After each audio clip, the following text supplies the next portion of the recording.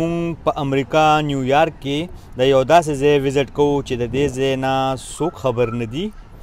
دې ځای ته وایي ورلډ ټریډ سنټر چې په کوم ځای باندې د 9/11 حمله کړې شوې وه. څوک چې نیویارک امریکا ته راشي نو دې ځای ته خامخا ځي او چکر وهي او د دې ځای ننداره کوي. نو لکه د نورو خلکو په شانتي مونږ هم څلور ملګري یو ځای شو. مونږ سره یو ډاکټر کریم الله صاحب و، همایون صاحب و، د دې دواړو تعلق د سوات سره دی. تاسو لیدی شئ پکچر وباسي. او یو را سره خیر البشر و، د دې تعلق د پېښور سره دی. مونږ ټول ملګري یو ځای شو او لاړو د دې ځای د نندارې دپاره، د دې ځای د کتو دپاره. ویډیو پوره وګورئ، ډېر ښکلی ځای دی، ډېر مزیدار ځای دی، ډېر خوندور ځای دی. نو راځئ چې هغه ځای وګورو چې په کوم ځای باندې ورلډ ټریډ سنټر ولاړ و. اوس یې په هغه ځای باندې یو پارک جوړ کړی دی. په زرګو سیلانیان دې ځای ته راځي د مختلف ملکونو نه، مختلف سټیټونو نه. چې څنګه تاسو لیدی شئ، ګورئ دلته کې دنیا د خدای خلک راغلي دي.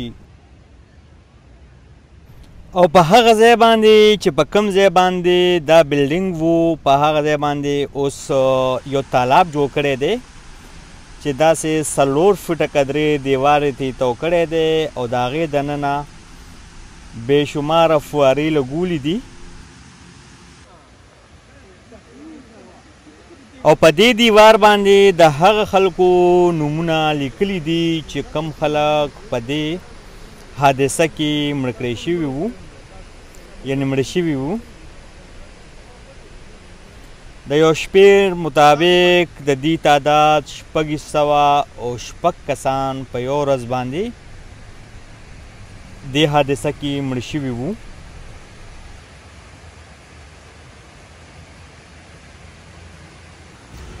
اوس یې دلته کې په دې ځای کې د سیلانیانو لپاره یو میوزیم هم جوړ کړی دی. په دې میوزیم کې هغه آلات، هغه سامان، هغه شیزونه ایښلي دي چې کوم د 9/11 په حملو کې استعمال کړی شوي وو او بیا په دې ځای کې موندلی شوي دي. هغه ټول سامان په هغه ځای کې پروت دی په میوزیم کې. او د دنیا د هر ځای نه خلک راځي او دا ځایونه ګوري او دا آلات ګوري.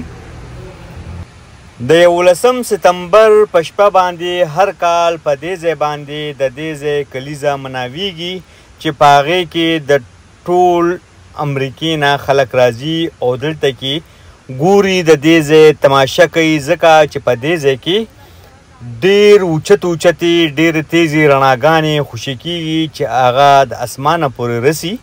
هغه رڼاګانې ملګرو په کمنټ کې خامخا ووایي چې تاسو زما ویډیو خوښه او که نه پلیز ویډیو شیر کوئ او پیج لایک کوئ. مهرباني.